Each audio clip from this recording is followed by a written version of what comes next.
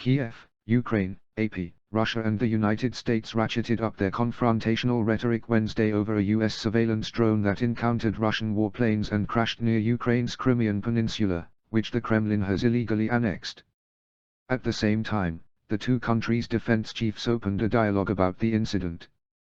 The Kremlin said the flight proved again that Washington is directly involved in the fighting in Ukraine and added that Moscow would try to recover the drone's wreckage from the Black Sea. U.S. officials said the incident showed Russia's aggressive and risky behavior and pledged to continue their surveillance. Russia has long voiced concern about U.S. surveillance flights near its borders, but Tuesday's incident signaled Moscow's increasing readiness to raise the ante as tensions soar between the two nuclear powers. It reflected the Kremlin's appetite for brinkmanship that could further destabilize the situation and lead to more direct confrontations. U.S. Defense Secretary Lloyd Austin, who said the incident was part of a pattern of aggressive, risky and unsafe actions by Russian pilots in international airspace, spoke to his Russian counterpart, Sergei Shoigu, on Wednesday for the first time in 5 months. It's important that great powers be models of transparency and communication, and the United States will continue to fly and to operate wherever international law allows, Austin told reporters in Washington. Army General Mark Milley, the chairman of the Joint Chiefs of Staff who also appeared at the briefing, said, "We know that the intercept was intentional. We know that the aggressive behavior was intentional, but whether the Russian warplane's collision with the MQ-9 Reaper drone was intentional was still unclear." The Russian Defense Ministry said in its report of the call with Austin that Shoigu noted the U.S. had provoked the incident by ignoring flight restrictions the Kremlin had imposed due to its military operation in Ukraine, and also blamed the intensification of intelligence activities against the interests of the Russian Federation. Such U.S. actions are fraught with escalation of the situation in the Black Sea area, it said, warning that Russia will respond in kind to all provocations.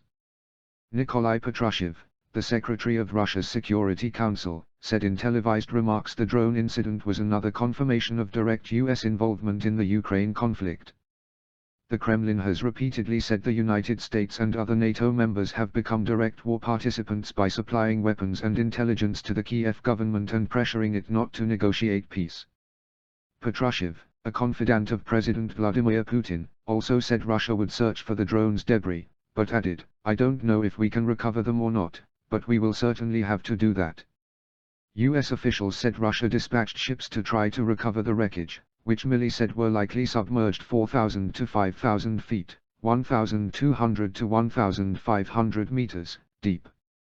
The U.S. has no vessels in the Black Sea because Turkey closed the Bosphorus Strait to warships in 2022, except for those returning to home port. U.S. National Security Council spokesperson John Kirby said the drone was in international airspace when the Russian warplane struck its propeller. U.S. officials accused Russia of trying to intercept the unmanned aircraft, although its presence over the Black Sea, a strategic military and economic area for both Russia and Ukraine, was not uncommon. It is also not uncommon for the Russians to try to intercept them, Kirby said, adding that such an encounter does increase the risk of miscalculations, misunderstandings.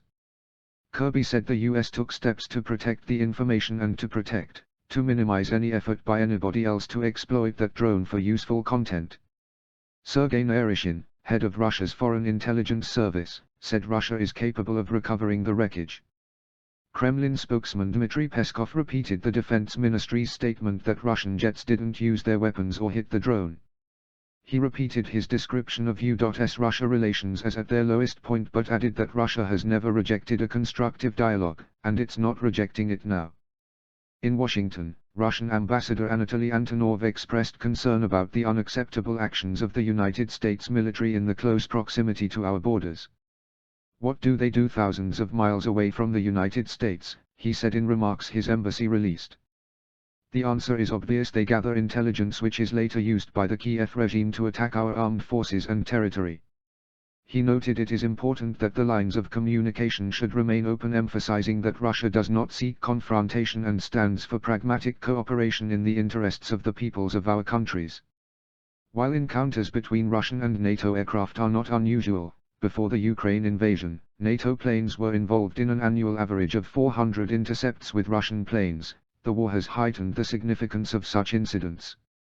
"The last thing that anybody should want is for this war in Ukraine to escalate to become something between the United States and Russia," Kirby said, speaking Wednesday on CNN.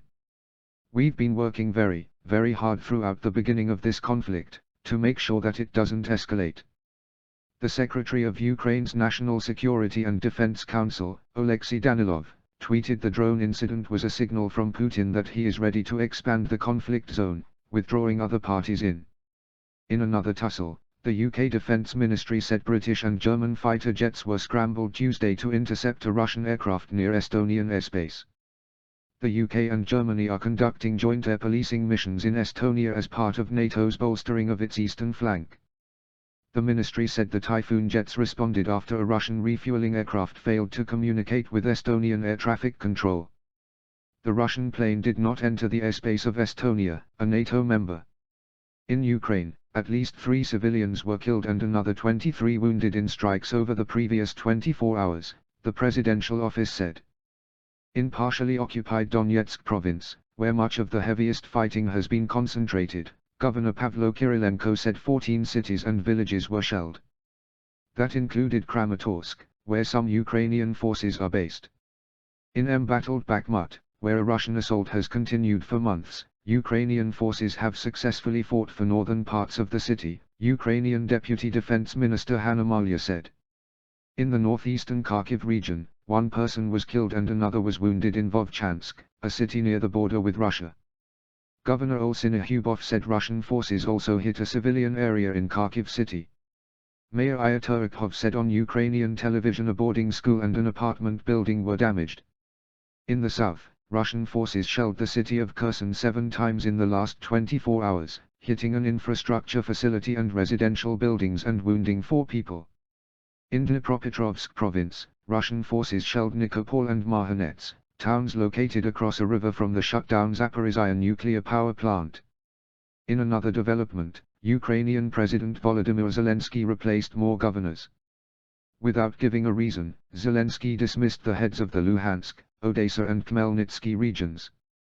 Volodymyr Fosenko, an analyst at the Penta-Kiev Center, said the dismissals are associated either with a low level of work efficiency or with criticism of abuses.